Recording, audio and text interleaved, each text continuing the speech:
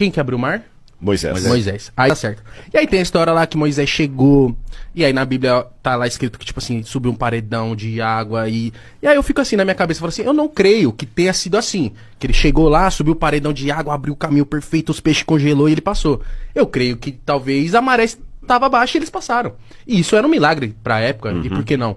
E aí eu queria que você me explicasse isso, por exemplo, Davi e Golias, realmente existiu? Tinham gigantes? Ou são coisas que são contadas pra também prender a gente na história? Boa. Mais lúdica, Boa. né? É, porque senão se conta, fala assim, talvez, né? Moisés chegou lá, a maré tava baixa, talvez não tem tanto esse apelo. Entendi.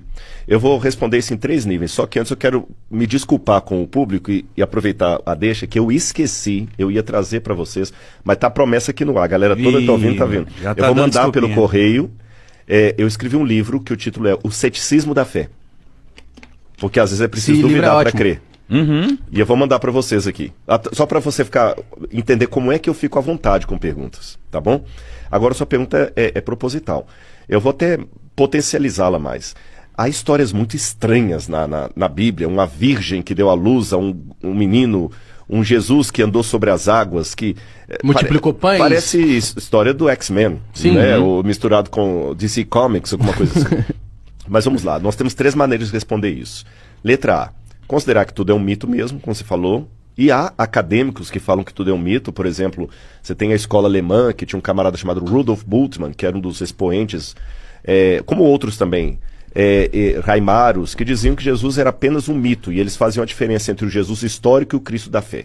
O Jesus histórico foi um cara como outro qualquer, o Cristo da fé que foi esse Cristo mitologizado que criaram. Então tem essa abordagem. A segunda abordagem que tem é aquela, por exemplo, de um homem chamado também alemão, por coincidência, chamado Werner Keller, que escreveu E a Bíblia Tinha Razão.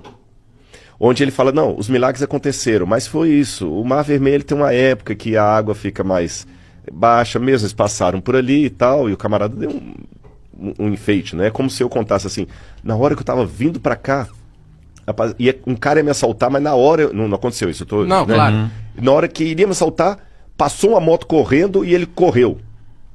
Foi isso que aconteceu. Aí um anjo de Deus veio, segurou o cara. Então tem essa segunda interpretação. E tem a terceira, que é a que vê uma historicidade no relato.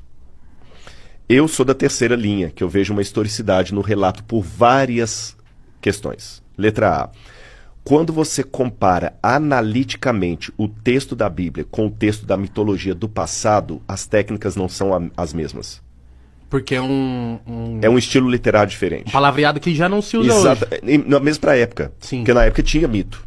Você tinha as fábulas de Esopo, você tinha a mitologia de Homero, a Hesíodo, que contava as mitologias gregas, e o jeito, também tem as mitologias mesopotâmicas. O modo como a Bíblia está escrito definitivamente não é uma característica de mito. Eu vou dar um exemplo para a galera entender. Lembra do Jô Soares? Lembro. Eu fui 3 vezes ao Jô Soares. Que legal, cara. 3 vezes na época. O Jô Soares não é um podcast. Não.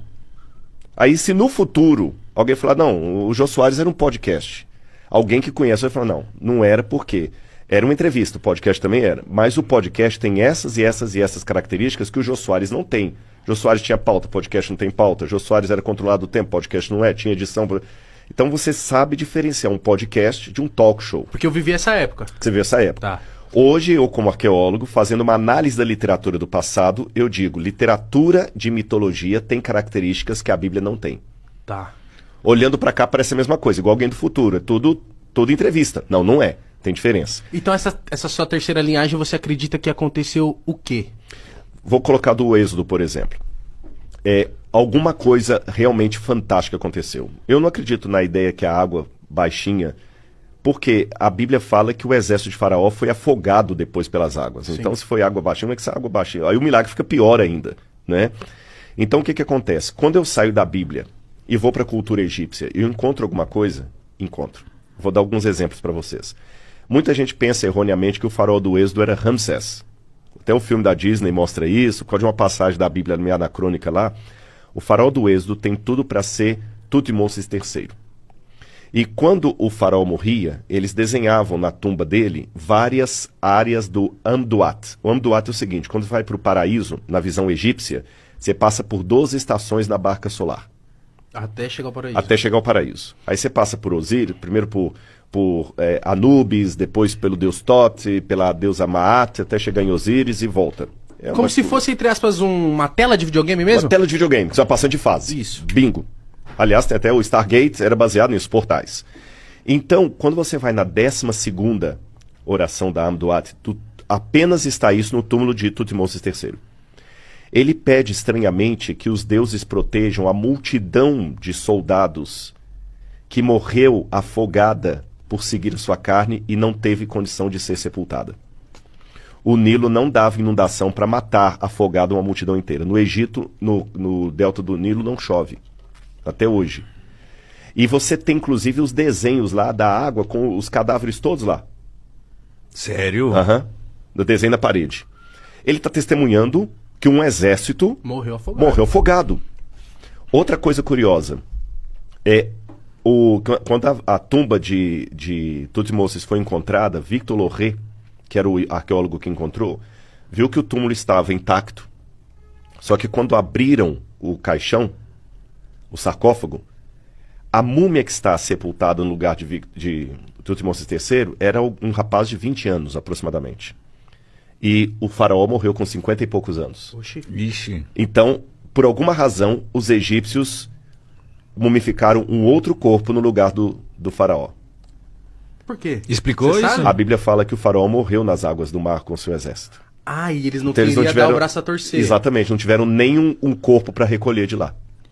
Entendi. Você tem o papiro de Pulver, que está hoje no Museu de Leiden, na Holanda, também escrito, nada de Bíblia, eu estou contando coisas da arqueologia, da egiptologia. E nesse papiro de Pulver, o escriba pede aos deuses proteção e pergunta por que as pragas estão caindo sobre o Egito. E ele menciona algumas pragas, e ele fala, por que o Nilo se tornou em sangue?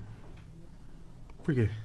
Não, ele questiona de maneira retórica. Ah, tá. É como falar assim, pô, que sacanagem, cara, por que Por que fizeram isso Que comigo? aconteceu fizeram isso isso? comigo? Por que o Nilo se tornou em sangue? Por que os filhos dos nobres estão morrendo de maneira inesperada? Por que os animais estão ficando no canto? Por que a escuridão, ou seja, várias das pragas mencionadas no Êxodo estão ali?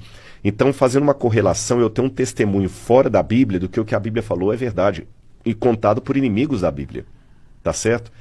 E o último elemento que eu coloco agora de ordem mais filosófica, para que um milagre extraordinário aconteça, basta uma coisa, que Deus exista. Porque se ele existiu é possível.